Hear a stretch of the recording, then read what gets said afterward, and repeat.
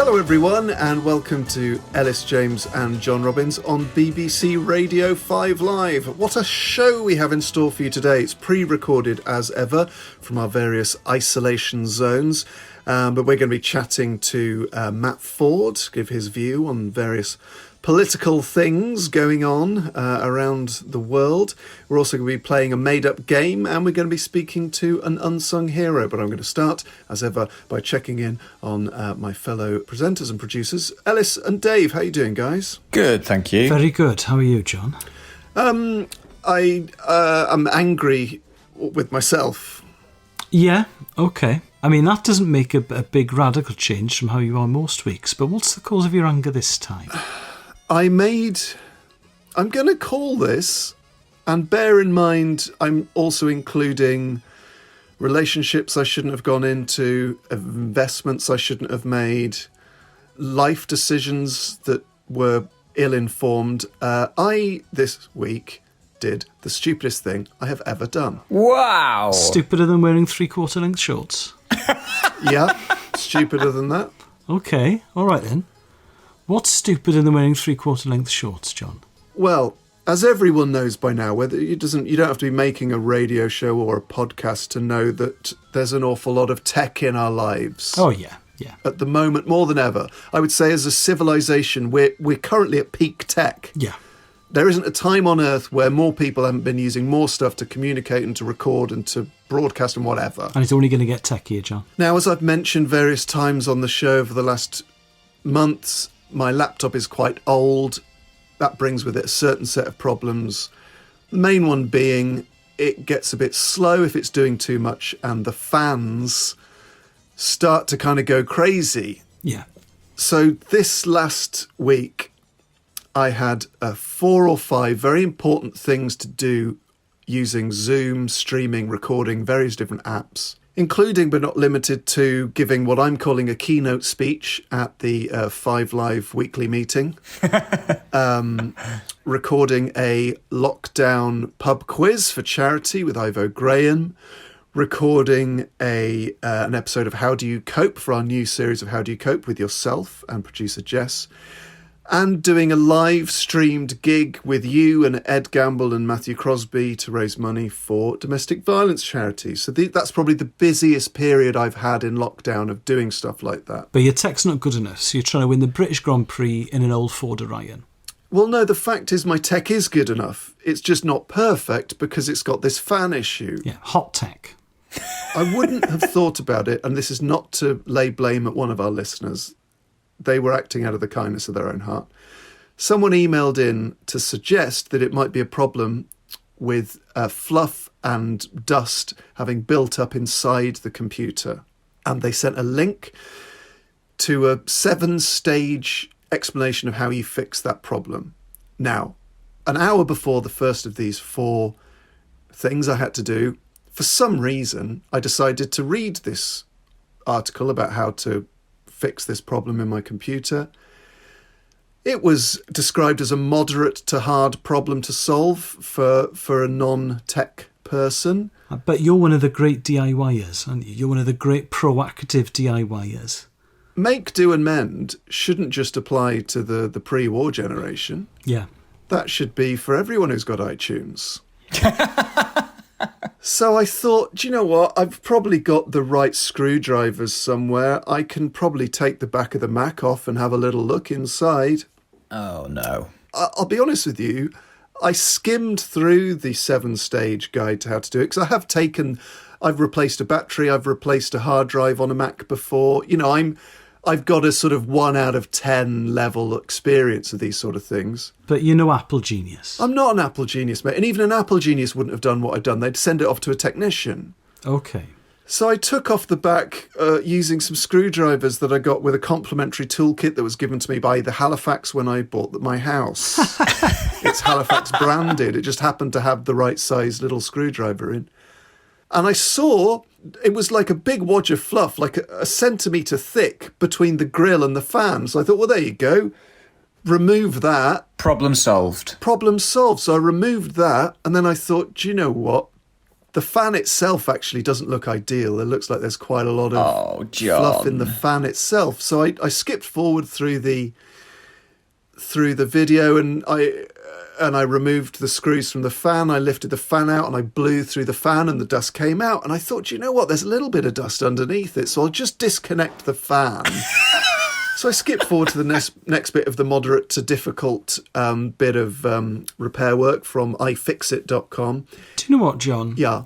Bearing in mind that the computer is more useful to you than your car, it's great to hear you skipping through instructions. That really fills my heart with confidence. What I've left out is, by this point, I have said out loud to myself in my house, John, what are you doing?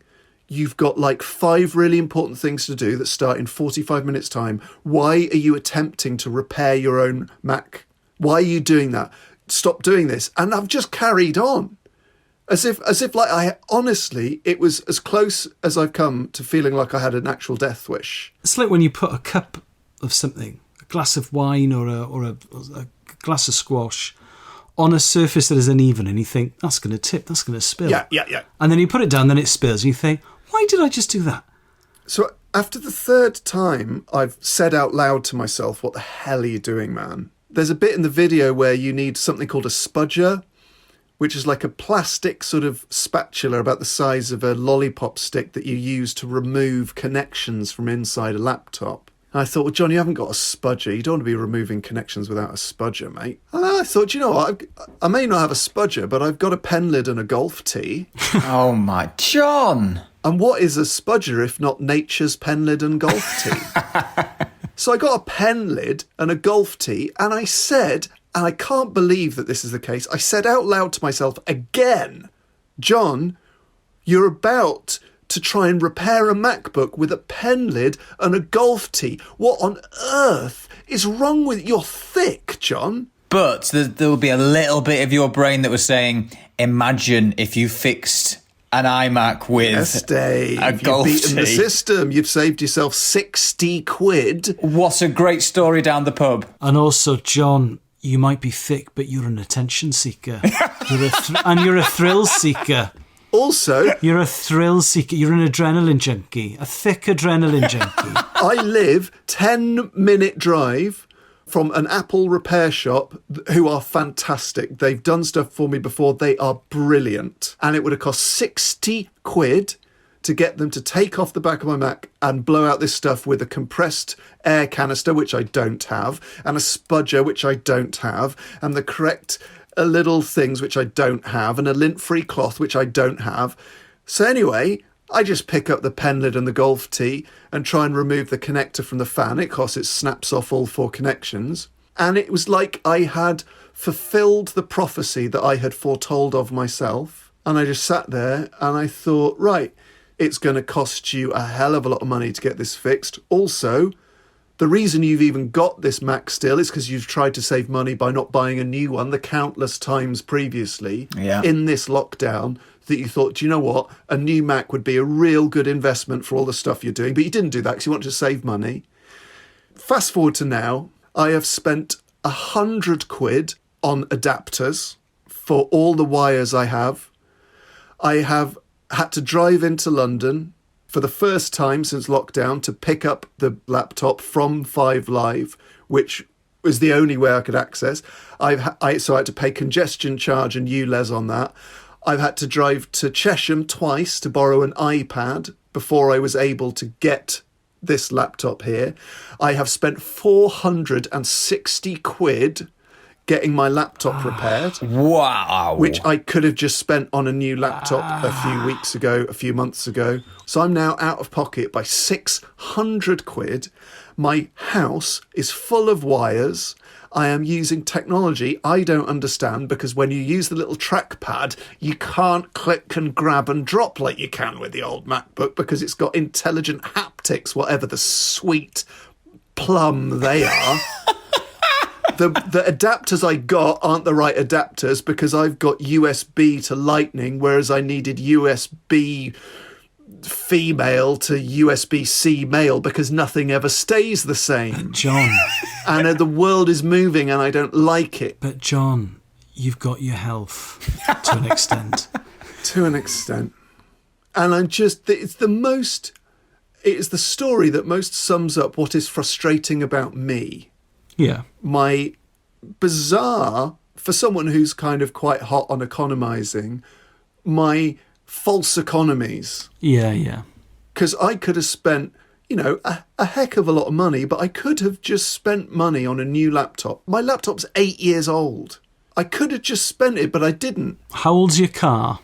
My car is 15 years old. Okay. How old are your clothes? Some of them date back to before Tony Blair was in power. I've got a Pulp T-shirt from the major years. Wow. But, I've got newer items of clothing. I got a lot of plates to spin at the minute, and I smashed one of my own plates.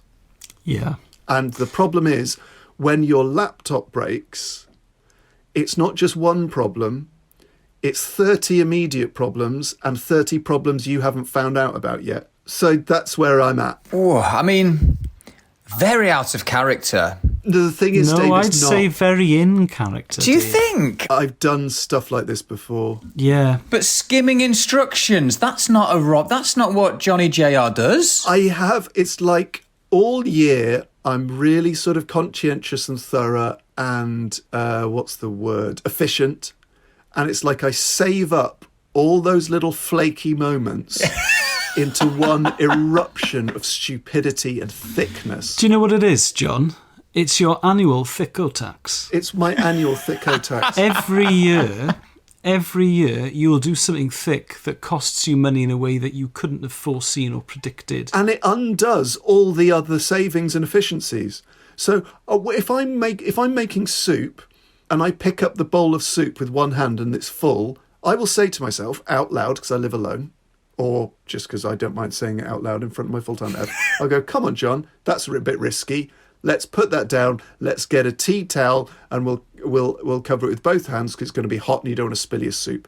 Every day, dozens and dozens of these little household efficiencies, these little sort of hacks, and I save them all up. And once a year, the whole tower of dirt comes tumbling down.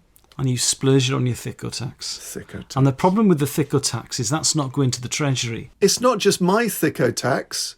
It's affected you. It's affected Dave. It's affected producer Jess. It's affected my full-time F. It's affected everyone I've interacted with because I've been sort of grumpy. Yeah, so with that in mind, could you bax me £80, please? If I had the money right now, which unfortunately, due to my own thickness tax, cash flow is a problem. Also, you can't access your online banking anyway because you haven't got your computer. Because all my money is now in adapters. Because for some reason, amongst all this technology of 3 clicking haptics on a trackpad you don't know how to use, no one has thought to just make everything wireless. Yeah. And charge wirelessly. There's no reason why a microphone can't be charged by something wireless and can't communicate wirelessly with a computer. Instead, I'm now also one of the holes on the side of the new MacBook is the charging one.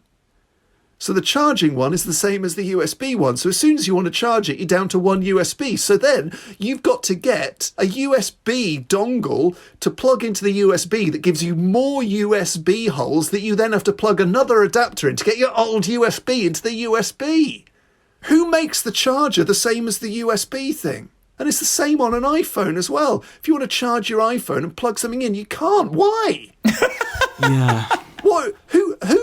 What meeting did they go, if you can't charge it at the same time as plugging something in? Someone's surely gone, that's a bit thick, isn't it?